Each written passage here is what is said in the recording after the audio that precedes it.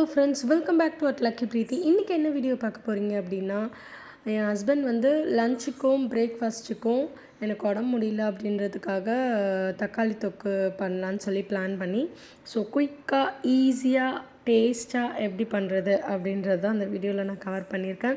ஒன்றுமே இல்லைங்க, வெங்காயம் தக்காளி ஆஸ் யூஷுவல் எல்லோரும் பண்ணுறது தான். பட் ஒருத்தங்க கையில் வச்சு அது ஒரு டேஸ்ட் இருக்கும்ல. ஸோ அந்த மாதிரி தான் என் ஹஸ்பண்ட் தக்காளி தொக்கு வச்சா ரொம்பவே டேஸ்ட்டாக இருக்கும்.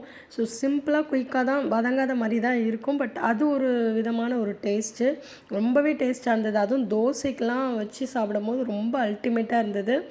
ஸோ தக்காளி, வெங்காயம், பூண்டு இது மட்டும்தான் போட்டிருக்காங்க. வெங்காயம் பூண்டு வதக்கும் போது கொஞ்சம் இஞ்சி பூண்டு பேஸ்ட் போட்டிருந்தாங்க.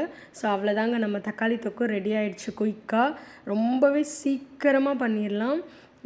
இது வந்து தோசை கூட நாங்கள் மார்னிங் வச்சு சாப்பிட்டுட்டு மதியானத்துக்கு வந்து சாதத்துக்கும் வச்சுக்கிட்டோம்.